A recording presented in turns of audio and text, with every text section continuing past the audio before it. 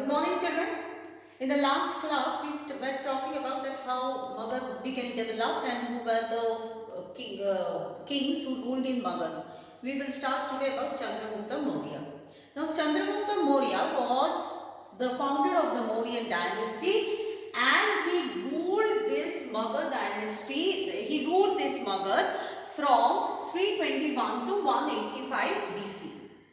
Now, during his period, he did lot of work for his empire. We have seen, and it was his grandson, mainly Ashoka.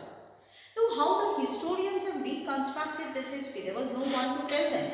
So, the historians need lot of evidences to reconstruct this history. It was in 1830 that Prince Joseph, he started to read these inscriptions and tried to convert those creeds and gave the meanings to us. So there were the different sources for getting the histories. It was archaeological evidences. Now what do you mean by the archaeological evidences? That they excavated and they got the things like sculpture.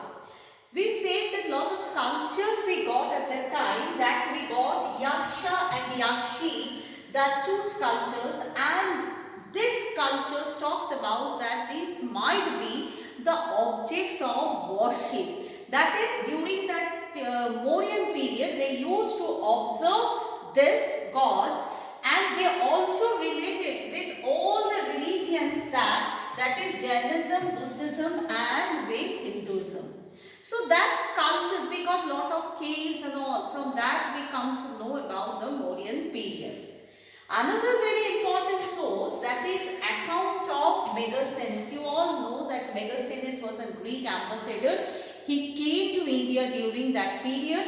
He stayed in the Mauryan empire, he stayed in his kingdom, and he has given lot of written materials, but still now we do not find those things. And from that, he wrote a book, Indica.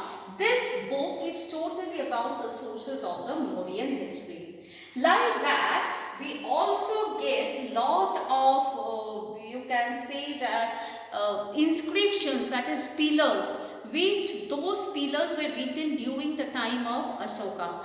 And we also get Chanakya's Arthashastra, which is also a famous book in economics.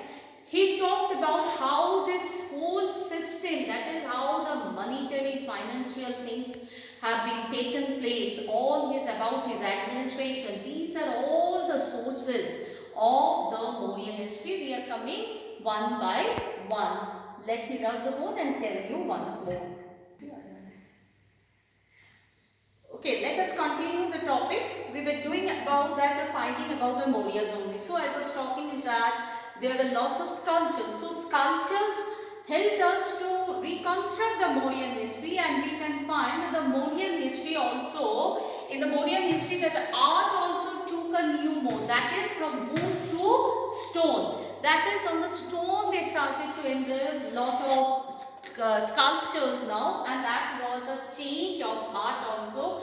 We will see that during the time of Mauryan also they were influenced by the Greek and the Persian art. So it seems we can say that the historians have said that the Greeks have come during the Chandragupta period, and we all know that Chandragupta threw Mahapadmananda and became the king. So when he became the king, he established his kingdom. He did this in such a way because he wanted to do the trade business, and he wanted the Magad to be the most developed empire during that period. Another very important source I already have said, that is Arthashastra, and it was composed by Chanakya. Chanakya was the minister of Mahapadmananda, but due to some reasons he did not like his administration, so he helped Chandragupta to become the king of Magad and found the Mauryan dynasty. He was the minister of Chandragupta, and he helped Chandragupta to develop his ministry. He gave lot of ideas, and we will read more and more about that Arthashastra also in the latter topics. We will find here also So to get the Mauryan history, the sources another is very important, that is the Buddhist text, the Jain text, the Puranic literature, the Sanskrit literature. From all these also we can get this whether ideologies and thought process took place in the 6th century BCE only during the time of this Indian history. So before that there were the Sanskrit texts and all, but during the time of the Mauryan dynasty you will see more and more literatures were written by the Buddhists and the Jains. Among all these, we have said that Ashoka was the famous ruler.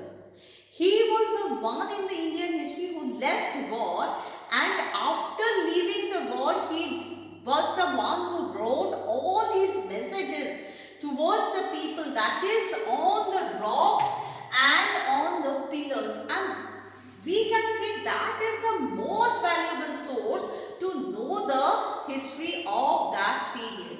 We also come to know from those pillars that he left the messages. If you read more and more, if you watch the serial Ashoka, if you watch the serial Chanakya, you will get more and more deep knowledge about all those things. But children, what we read in the book, it is not very sufficient. You have to explore more and more to know about these histories. So in this we will see that also that Ashoka followed the path of Buddhism, and he left the war and took the Dhamma to wean the hearts of the people. And he followed the 4 noble truths also of Buddhism.